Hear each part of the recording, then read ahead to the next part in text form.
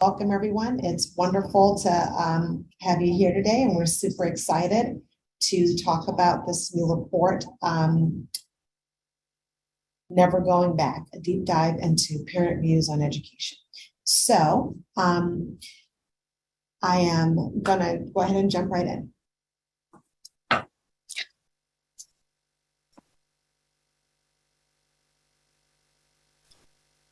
So our report, Never Going Back, an analysis of parent sentiment on education, was commissioned by the Harris Poll by us. And we asked them to help us better understand what parents were thinking and feeling about pre-K through 12 education. This whole thing came about really as a follow-on to some research that our internal team at the National Alliance did last year, where we're looking at enrollment patterns. And we wanted to dig deeper into what we saw with enrollment patterns, really understand why people might have switched their school types and whether they did any switching, what types of schools your kids went to, what were their motivations behind it. And so this survey is more than 5,000 parents. And we were looking at all those things, the satisfaction with the choices that parents might have made, and then also the likely significance of education as an issue in elections. So last year's report was with 42 state educational agencies. We weren't able to get all, but got as much data as we could. And one of the things that we saw was that 1.4 million students left their district public schools, and about 240,000 new students enrolled in charter schools during this first full year of the pandemic. So that was great, but we had a lot more questions after that. And we're wondering, well, what happened to all of the children who did not enroll in charter schools? Where did they go? And we were also curious about, as I said earlier, were people happy with the choices that they made and why did they make them? So now we're going to dig into all the wonderful things that we found. We got answers to quite a few of these questions. And we're going to start by talking to a parent who is with us today, Ms. Ashley Carrera. She is a parent who embodies a number of the types of patterns that we saw come through as a result of the survey data. And I want to just introduce Ms. Ashley Carrera. Thank you. Ask you to tell us a little bit about your personal story. Now, you're in New Mexico. You're a mom of two. Yes, ma'am. I'm the mother of a son who's 12 and in middle school, and the mother of a daughter who is 10 and in 5th grade. My son currently attends a private school, and my daughter attends a public charter school. Okay, awesome. Now, have you ever switched the types of schools that your kids attended, like ever over their academic careers? Yes, ma'am. So we've actually tried all 3 types of school models that are available to our children. So we participated in the local school district brick and mortar school. We've also participated in private school and also in public charter schools. So did you make any of these switches during the pandemic? So we did. We moved from the public charter school option actually to a private school option for our son, where we felt like there were some opportunities that he could participate in. And these opportunities would allow him to focus on some specialized skills that he had developed and wanted to pursue. We also have moved from the local brick and mortar public school to the private charter school for our daughter and our son because of health challenges that I was diagnosed with when I found out I had leukemia. So because of the rigorous and aggressive nature of the leukemia and the very intensive treatment that was required for 5+ years, we had to move from the local school district school to the private charter school, which allowed us flexibility and allowed me to ensure I got my treatment and remained healthy and safe. Awesome. And so your daughter has been enrolled in the public charter school for how many years now? So this is going to be her 6th year, and she has just thrived and flourished. She's gone there since kindergarten. We participate in our public charter school in testing, and the testing is done through the STAR system. And the STAR system is a Renaissance system that is a national testing association. And so we've been able to track her educational progress throughout our time there. And she just recently took that test again, and we discovered she's testing in the 90th percentile for her math skills and in the 80th percentile for her language art skills. And this is compared to students across our nation. And so we're very pleased with the academic progress Emma's been able to maintain. And we're very grateful for the opportunity to have our public charter school. I can see why you would be pleased with numbers like that. That's pretty awesome. Congratulations to you and your family. Now, the specific public charter school that your daughter attends, is this a brick and mortar school, or what kind of school is that? Sure. So our public charter school is actually a virtual public charter school, but it's unlike some of the virtual models that many of the schools attempted during the pandemic. This is a charter school that utilizes nationally ranked curriculum. It has excellent state certified, highly educated and knowledgeable teachers. And so we're able to access this curriculum, to study it together, and then regularly discuss with our teachers who have been teaching professionals for years and years about the curriculum, addressing any issues that we have and questions that we need to have answered. So it's a model that has shown to be extremely successful and is a diverse model, offering opportunities for children across the state of New Mexico to participate in a school program that went continually and consistently throughout the pandemic, uninterrupted by much of the chaos and changes that was constantly occurring in our world at that time. Wow, so you really have tried some of everything. And it looks like you found some things that work really well for you. Yes, one of the things that we also wanted to dig into in the survey was the extent to which education has become a more important political issue to parents. And I'm wondering, for you as a voter, how important do you think the issue of education is to you? So I think educational issues are a primary concern, especially at this state and time with our society as it is, and with so much different things going on. What we do now to ensure the education of our children is going to affect all of us in generations to come.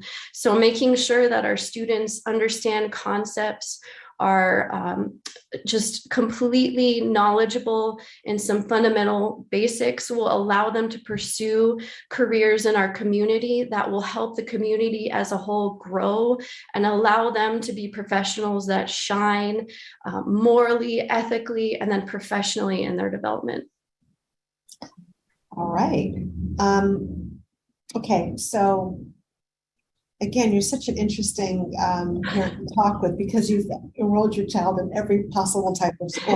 I've got to ask you this. Yes. Do you have a preference?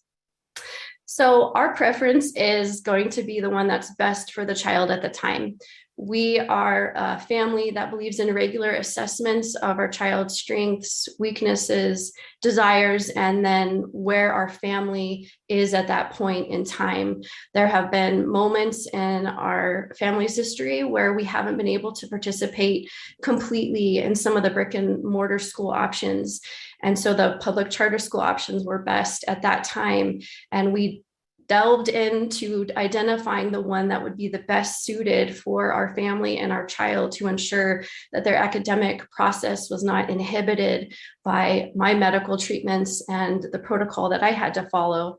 And then we reassessed during the pandemic and discovered that there would be an option that would allow our son to excel and grow in areas that he had found that were defining his strengths and weaknesses and potential career path forward as he grew. So, it's just changed as our kids have evolved and changed, and as our family situation has evolved and changed. And we believe as parents, our job is to support and enhance our children's educational access to make sure that they have equal opportunities to educational resources that are going to benefit them and help them grow into the amazing people that we desire them to be in our community. Well, that makes a lot of sense. And I think probably most parents do share the same values as you. And I imagine that will probably help to explain some of the patterns that we saw when we did the survey work. So I want to ask you just a couple more questions before we dig deep into the data. So one of the things that we saw in the survey is that a lot of parents became a lot more engaged in their child's education during the time of the pandemic. Now, it sounds like you're a bit of an outlier because you were always like super engaged, but I'm wondering, over the past 2 years, what have you heard or seen from parents in your network? Have you anecdotally noticed any parents becoming more engaged and more interested in what was happening in K-12 education with their kids? Sure. I think one of the things that we've seen in our peers and our friends is a sudden frustration and disappointment in the quality of education that their children were able to receive during the pandemic. I think this was eye-opening and really created the opportunity for people to reassess what their priority for their educational experience was for their children and how they could access those. And so we've had friends who have switched from the local brick and mortar public school to actually homeschooling using nationally ranked curriculum and co-ops. And that's been better for their children because they've had daily access to the education materials that the family values. We've also seen people move from the local brick and mortar schools to public charter schools and private schools. And that is just to give them more opportunity to, again, access those educational resources that the family desires for their student to participate in. Private schools offer the opportunity to go more uninterrupted than some of the local brick and mortar public schools. So that's why we've seen many of our friends move to using that model as well. I really think that the academic direction, the teacher interaction, the peer socialization and accountability has just created this cascade of changes that we've seen in families that we partner with. Thank you for allowing us to just hear a little bit more about your story, which again is a great story. And you literally touch across all the different models, and your personal experience is really mirroring a lot of what we heard. Parents are not ideologically rigid. Right. They're not, right, you're experiencing the same thing. There's not one thing that works. I love the way that you talked about this. You want the school that's right for your kid. Yes. And that's your preference. Yes, ma'am. Awesome. And that's, should be obvious, right? Why wouldn't people want what's best for their kids?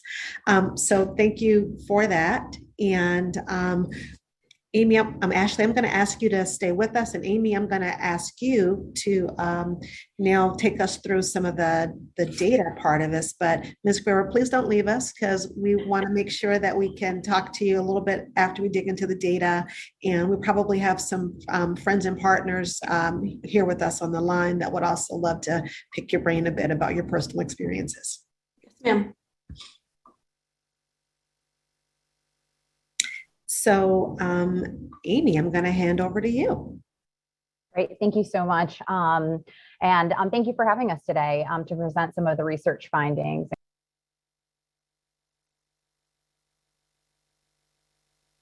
Looks like I was muted for a second. Everyone can hear me? Okay. Okay, good. I'll just repeat just in case I didn't hear. But again, just really appreciate being on the line today and being able to walk you all through some of the research findings. So some of them were already discussed during that interview, and thank you again. It was really interesting to hear firsthand perspective on the data and real bringing that to life, the research findings that we had to life. So as Debbie mentioned and Jennifer mentioned at the top of the call, I was one of the researchers that worked on the project. So while I will be presenting today, I was part of a team of researchers that worked on this particular project, including Anna Ganoker, Matthew Deal, and Rebecca Purser, who, as Jennifer mentioned, is on the call today. So I just wanted to kind of thank the full team for everyone just that made this happen. So I'm going to just start out with the research methods, just to describe a bit about and level set of kind of what we did and when. So the research was conducted online in the United States. And we interviewed just over 5,000 parents with school-age children. So we defined the qualifications where they had to be U.S. adults or parents or legal guardians of children or a child residing in their household that was enrolled in grades pre-K through 12th grade. And this was just at the end of the 2021-2022 school year. So that's how we defined and had parents just have in mind the number of kids and where they were. And the survey was conducted this past May, between May 19th and May 31st, I should say. The data, we have some notes just on how the data were weighted, but if anyone is interested in that in more depth, we can certainly send in more in-depth information. So with that, we can keep going. So I focus on parents. So again, if we're trying to understand kids and why their school type has changed, it's really imperative that we talk to parents, like given their major enrollment shifts and the rise of parent empowerment on educational issues. Hearing from them directly seemed like the right thing to do. So we wanted to understand again the type of switches parents made because they're the primary decision makers for their children when it comes to their educational experience. But besides that, so Debbie did mention during the when we were talking with Ms. Ware, talking through parents as voters as well. So that will be something that we talk about towards the end of the presentation, because parents really compose a critical component of American adults. So around 40% of all households in the US have children under the age of 18 living in the home. So it really makes them an important demographic and a powerful voting bloc. So what did we learn? This can't possibly capture this on one slide. We'll go through even this deck can't capture all of it. But with any good research, a lot of great information came out of the survey. A lot of what's on this slide we'll discuss in more detail later on in the presentation, but I did want to highlight a few points.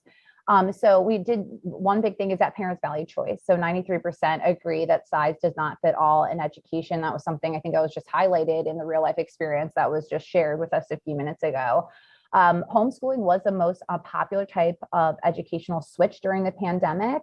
Charter schools are a popular choice among parents who switched the type of school for their children, and that's before and after. And again, we'll get into those patterns of pre-pandemic and post.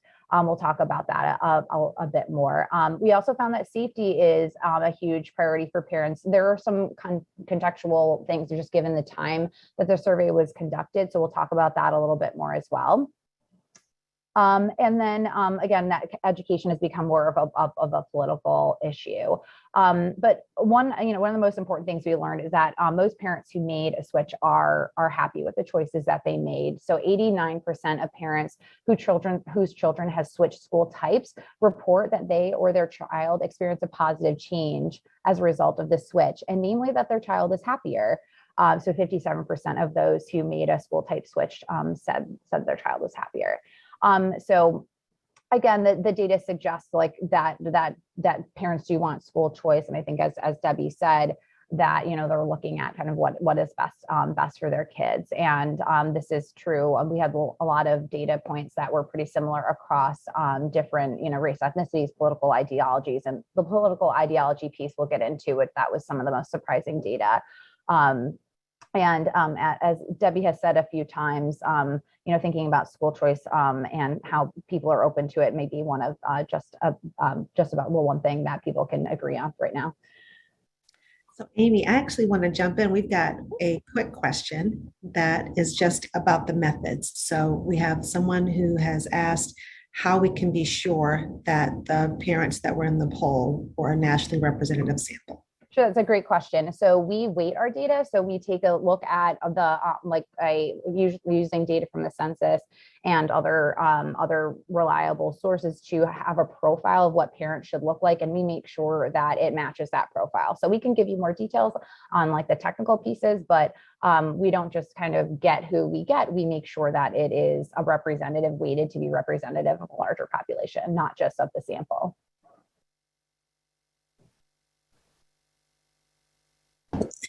And you know what, Amy, there's one other quick question that I'm going to ask if you can do. There's someone that asked if we could repeat the percentage of parents who are happy with the switches that they made. Sure. So that was 57%.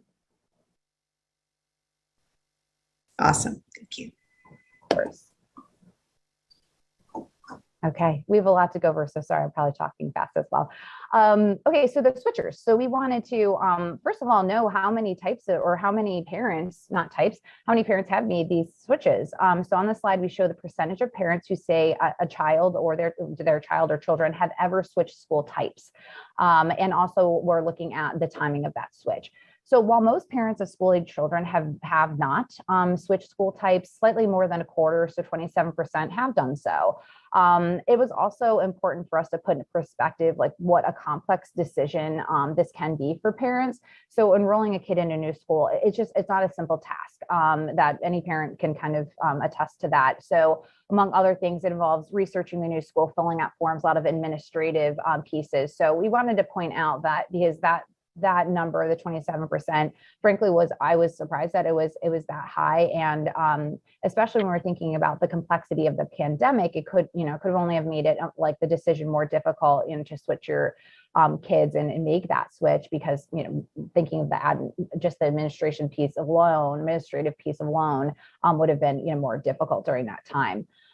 So therefore, it's noteworthy that when an usually high number of families decide to switch their children's schools. So there does also appear to be an increase in the volume of school switchers in the recent years.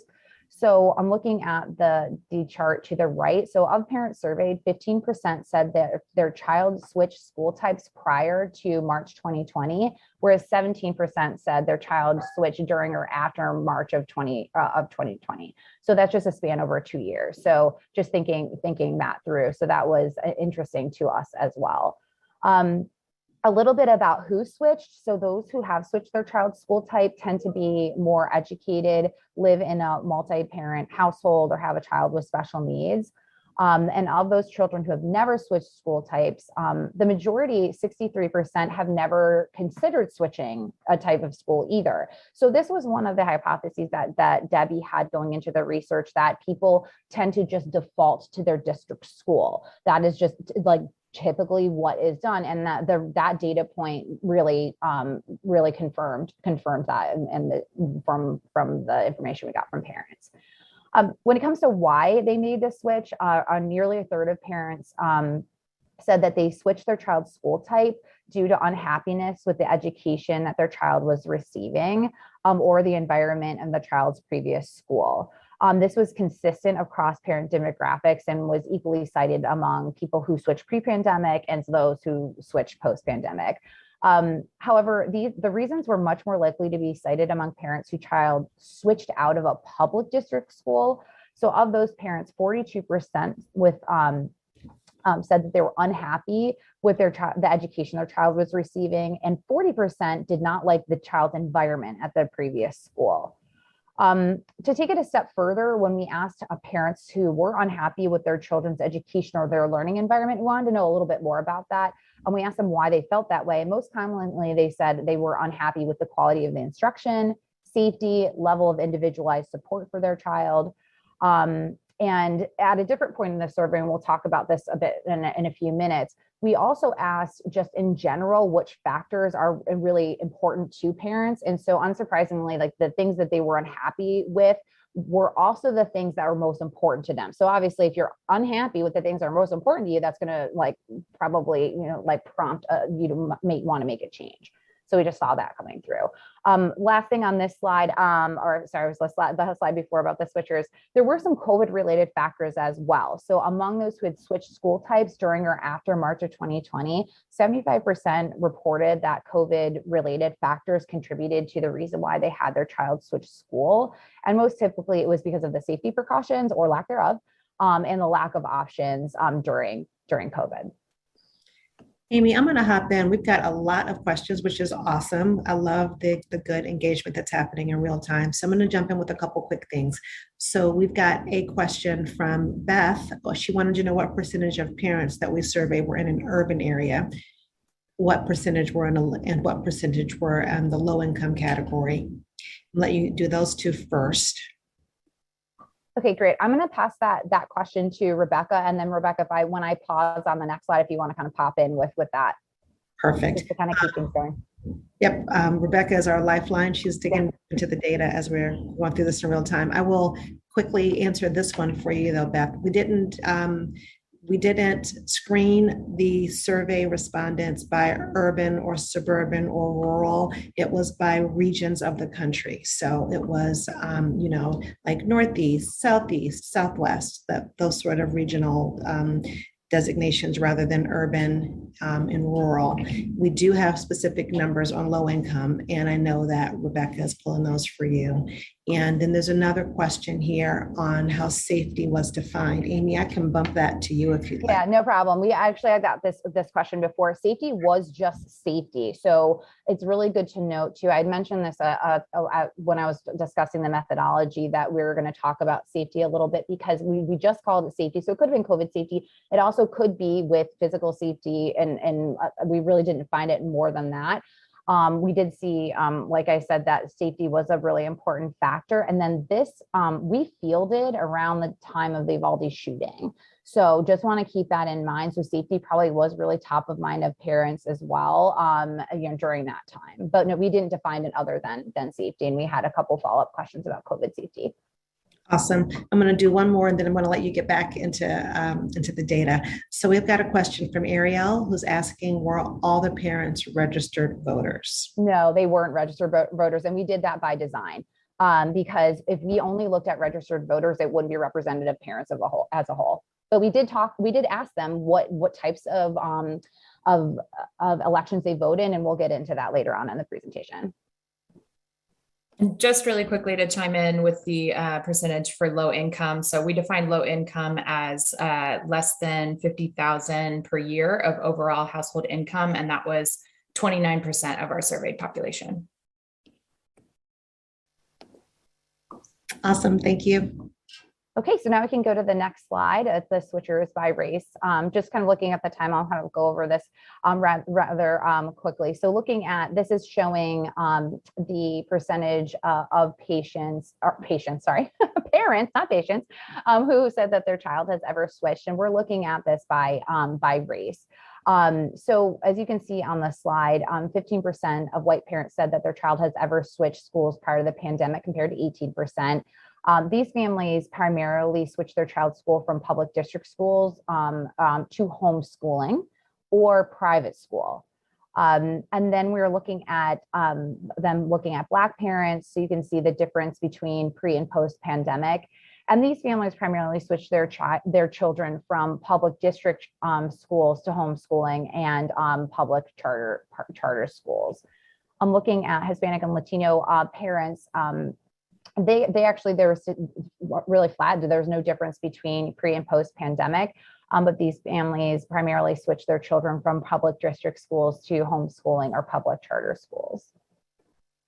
So we can get into the next slide, which I believe has, yes. So this is looking at looking at a very similar data cup, and now we're looking at by income. So looking at the lower income versus the higher income. So we saw that thinking about just lower income families, we just wanted to point out that they overwhelmingly switched their children to homeschooling.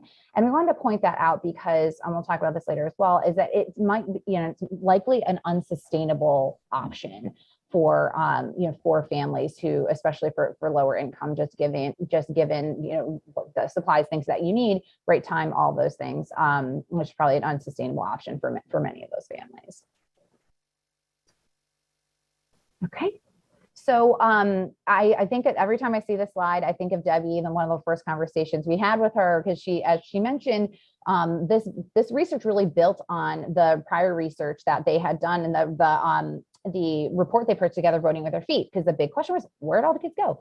And one of the things that again, you'll see throughout this presentation is that we're looking at prior to the pandemic and after the pandemic. We really started out just looking at thinking that we were going to look at just pandemic forward. And one of our colleagues had the great idea to look at, well, what happened before that? And so that's really what this slide is showing. And I'm really glad she had that idea, because it really gave context to how the pandemic really changed things as far as where kids went. So as you can see, since March 2020, the most common type of switch was public district school to homeschool. So that's that pink colored bar, the second pink colored bar. And prior to that, you can see it was in public district school to public charter school. So just wanted to point that out, that there was a change, pre and post pandemic. Go ahead. And this slide, we're going to talk a little bit about our early learners. So on the first chart, we're looking at the types of school enrollment in looking at parents with kids from pre-K all the way through 12th grade. And then the second chart is looking at those who had children pre-K and kindergarten and the types of schools that they were enrolled in. So as you can see, the early learners, which again is on the chart on the right, they're likely to be learning in different settings. So the pattern is not overwhelmingly public schools as it is when looking at parents of kids overall. So a couple of points here, and Debbie, feel free to chime in here, because I know that this was something that was particularly important to you. But public or enrollment declines in public district schools were widely documented, and with the steepest decline being in the early grades, so especially in kindergarten and pre-K and elementary school.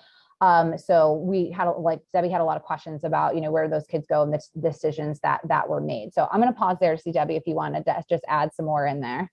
I will jump in. So I was very perplexed about this. And we knew that a lot of school districts were anticipating a certain number of children to enroll in pre-K or kindergarten based on prior years. And during the pandemic years, it was just like tumbleweeds, and the kindergartners just didn't show up.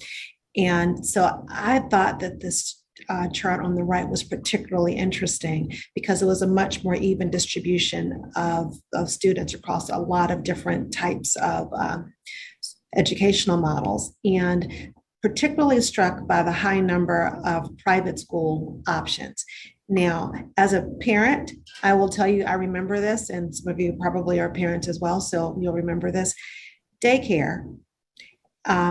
A lot of daycares are also licensed to provide pre-K and sometimes even kindergarten. And so during the pandemic, where schools were not open, daycare often was open. And so parents who had to work really depended on daycare as a way to be able to make sure that they can continue going to work.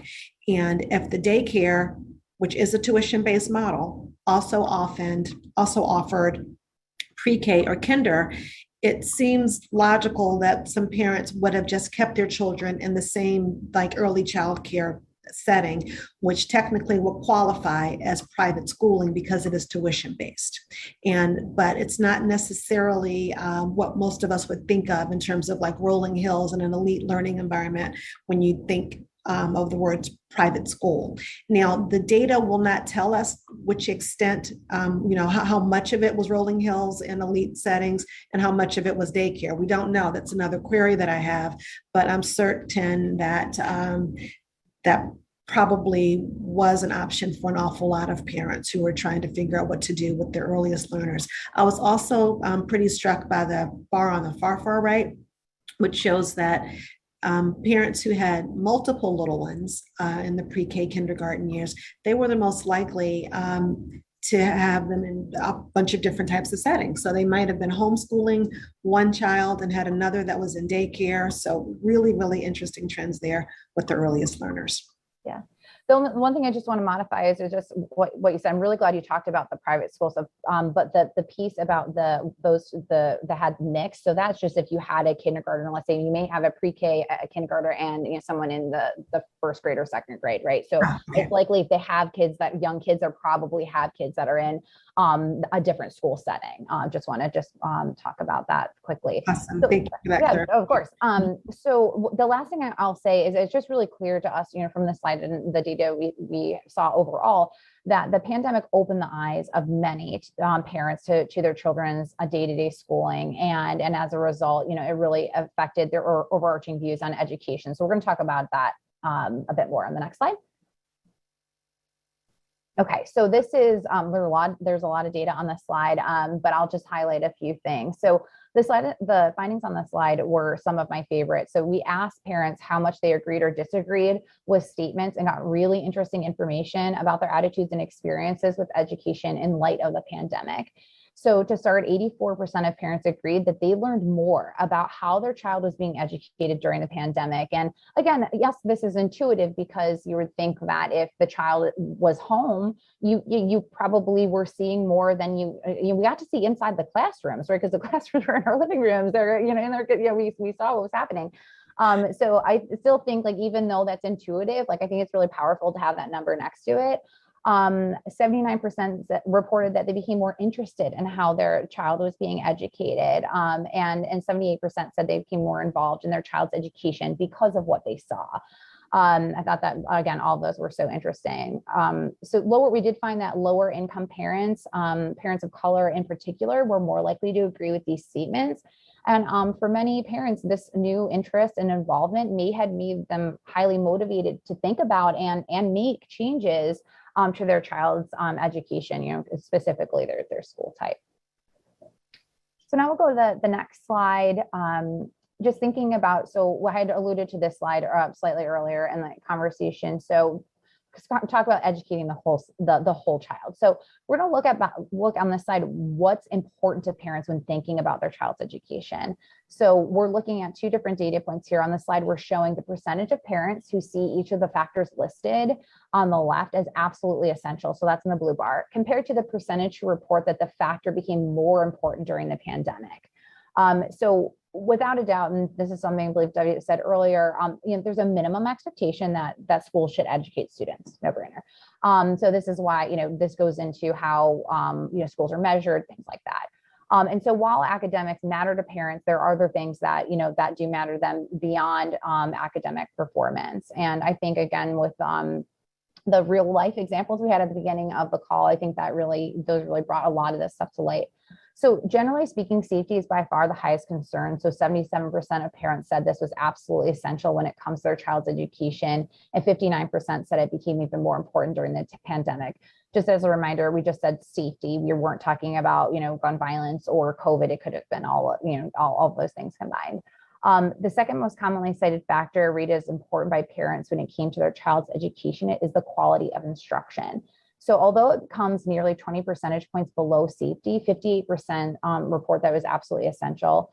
And then individualized support for their child rounded out the top three most important factors, with 41% of parents citing it as an absolutely essential factor when it comes to their child's education. So interestingly, some of these factors were more likely than others to become more important to parents during the pandemic. Again, namely safety, which maybe not a surprise.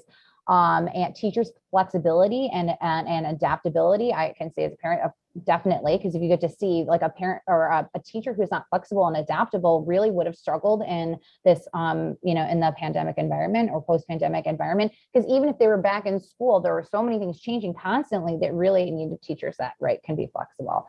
And also class size. I said on another call, like if you got to see in Zoom and you saw your kid was there with 35 other kids, that would have, that may have just made you consider that a bit more.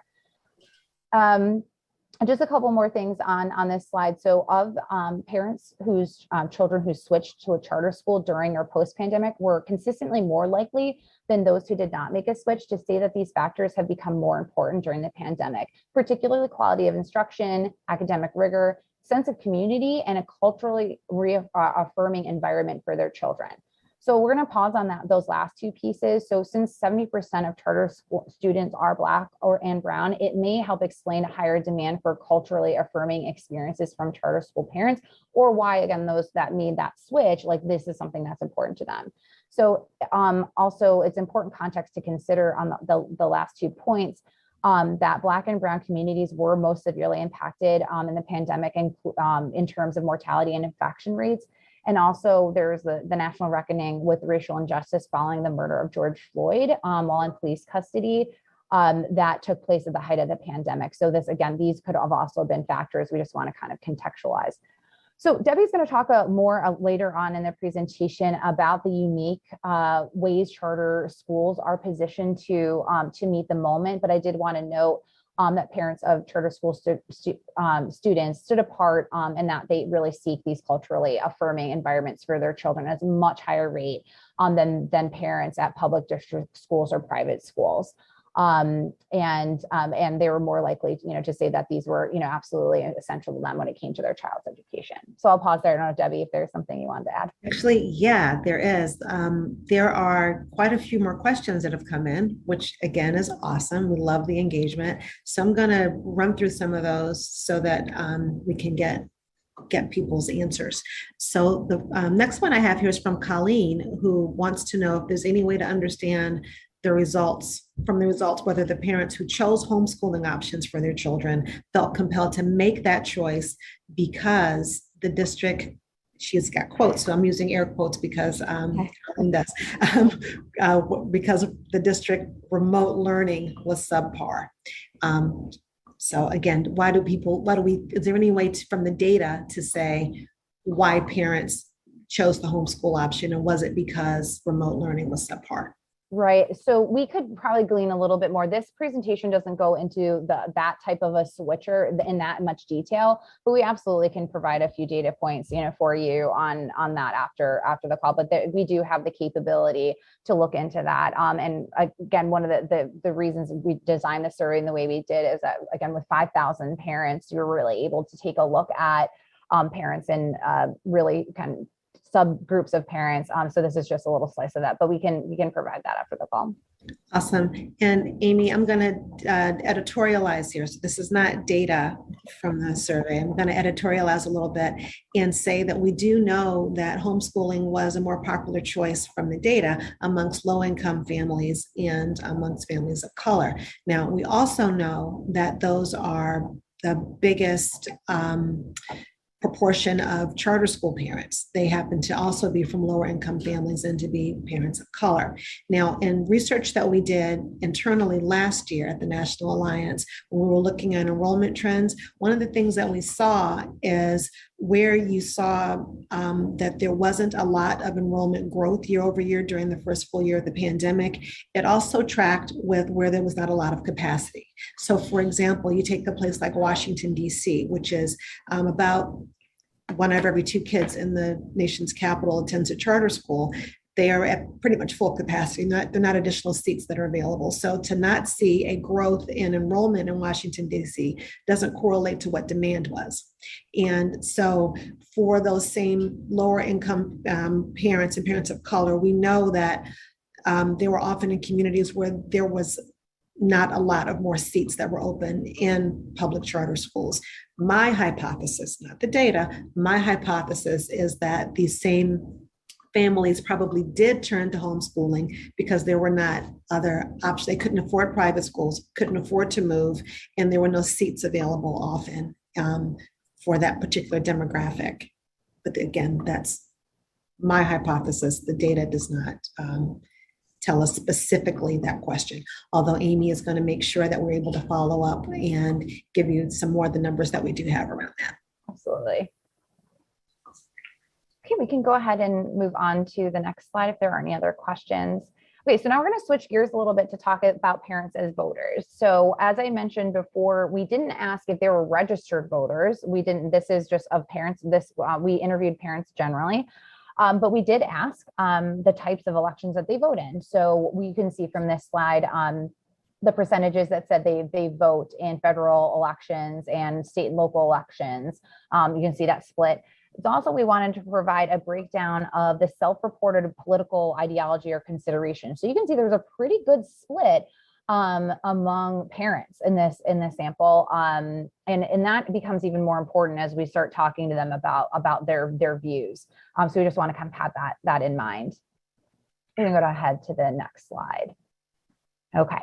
So this slide, we're looking, kind of the hypothesis and what we started wondering, is education voter the new swing voter? So as you saw in the previous slide that we had a mix of parents by political ideology. So to us, it made these findings even more interesting because we found that 83% of parents say that education has become a more important political issue for them in the past. And again, to have, for perspective, to have that much of a majority of parents saying that, that's from all political ideologies.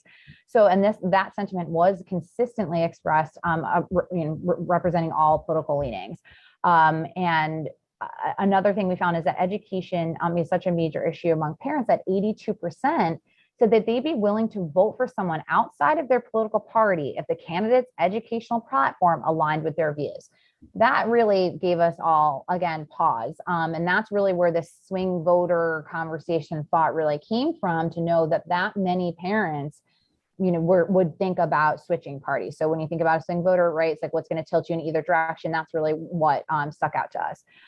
So in fact, more than 1 in 3 strongly agreed, particularly Democrats, slightly more than Republicans. So Democrats, 36% were more likely to say that over Republicans, 31%.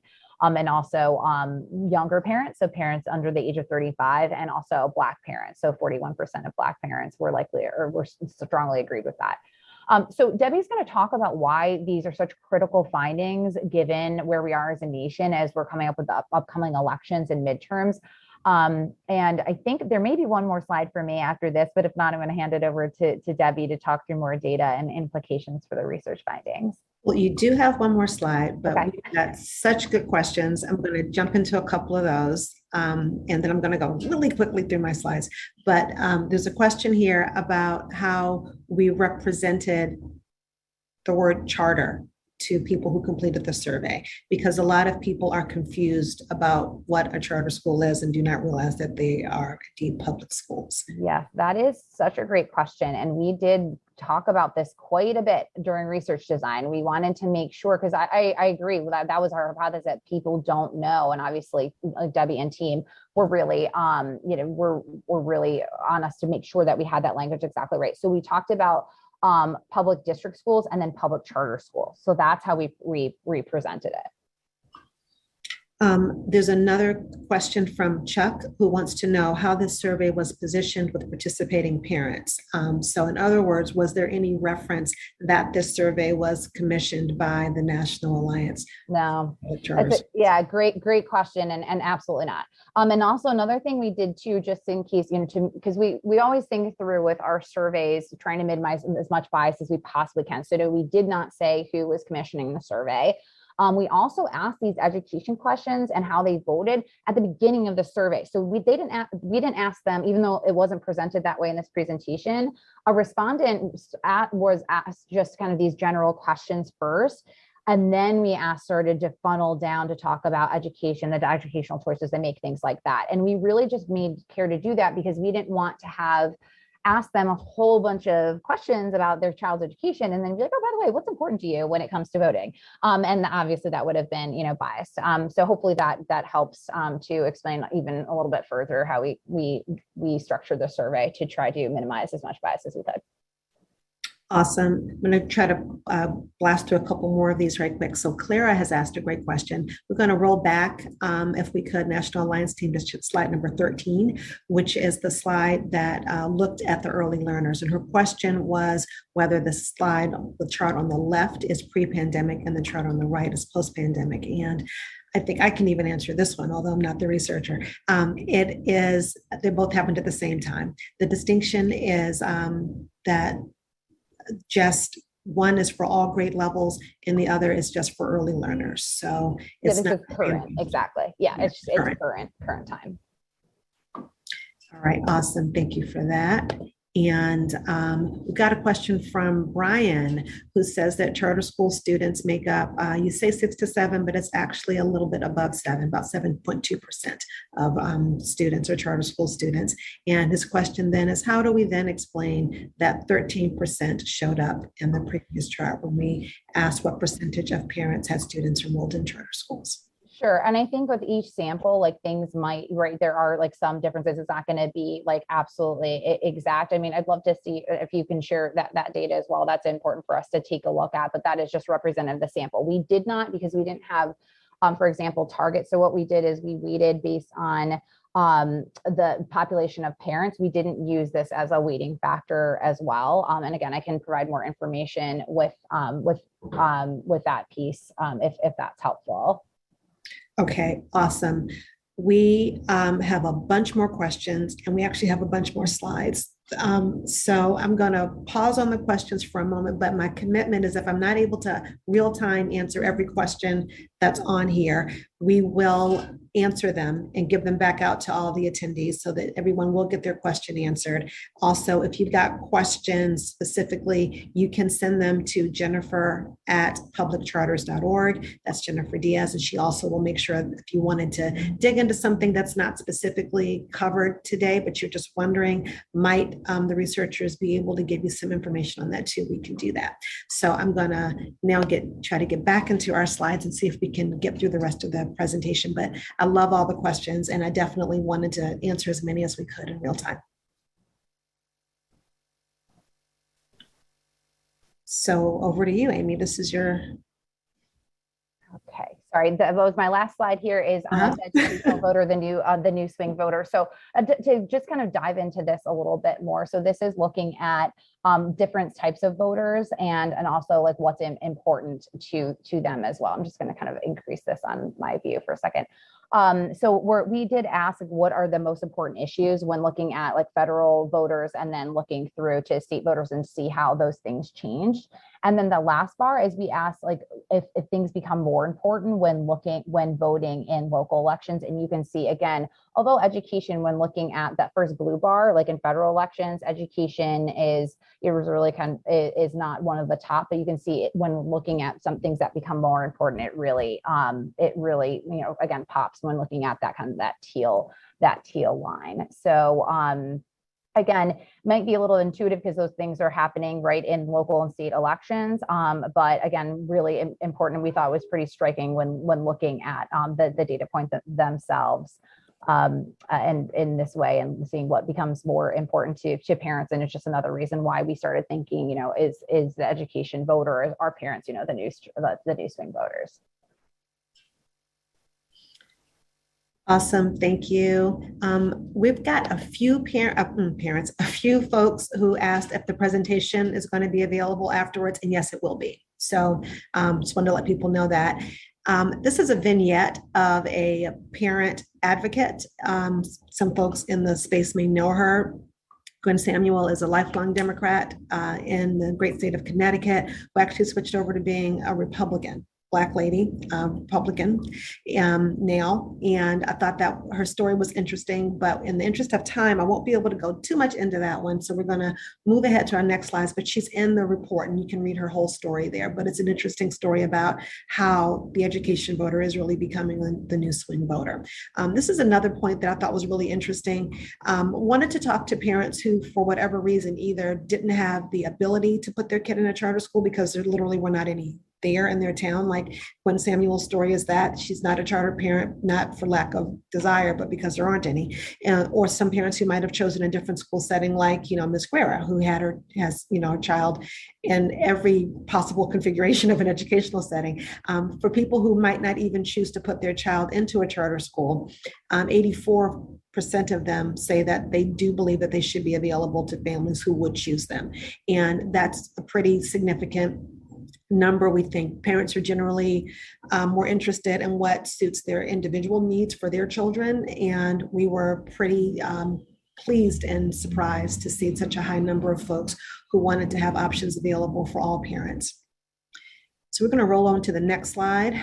Again, parents want options for themselves and for others. You'll just see here we're comparing switchers and non-switchers. The switchers are in blue, the non-switchers are in pink. And so whether you're a switcher or not a switcher, people generally do like the notion that there should be choices available to all. And I want to note that what you'll see here is those numbers are even just the strongly agree.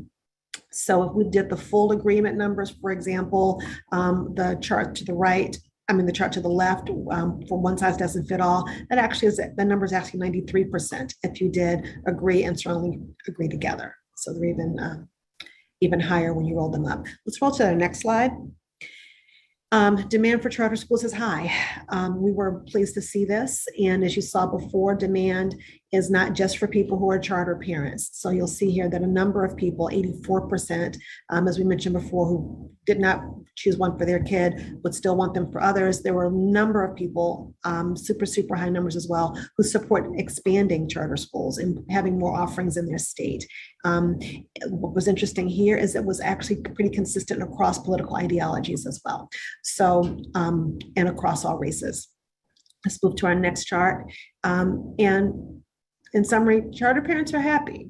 They like the choices that they've made and they actually want more. So these specifically deal with parents who's made a switch to a charter school, and we were asking their level of agreement with these the statements that you see here. So in summary, they're happy and they like their charter school and would like to see more of that. We are just about at time. So I'm going to see if I can quickly get through a question or more while we're here. And I don't know if I'm going to lose my lifelines. If I'm going to lose Amy and Rebecca, I don't know what I'll do, but if we can go over maybe a couple minutes, hopefully we can get through a couple of questions. So next up, we've got another question from Beth, who wanted to know the percentage of men versus women who answered these questions. Beth, that's going to be a lifeline question. We do have it, and we're going to have to respond to that one for you afterwards. But yes, we do have it. Gregory McGinty has asked, what was the quality of instruction? Was quality instruction a stand for the quality/effectiveness of the teacher? Yeah. Yeah. Not sure. I completely understand that last one. I can look up just kind of the. Let me just pull up the actual question.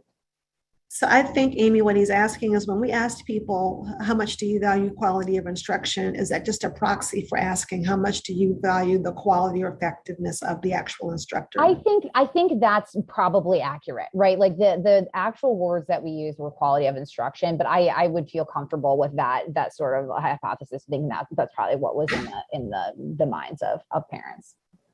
Awesome. Got a couple more questions that I'm hoping I can get through. We're right at time right now. So this next question is, do we plan to do any follow-up with the parents who were surveyed to see how their views change?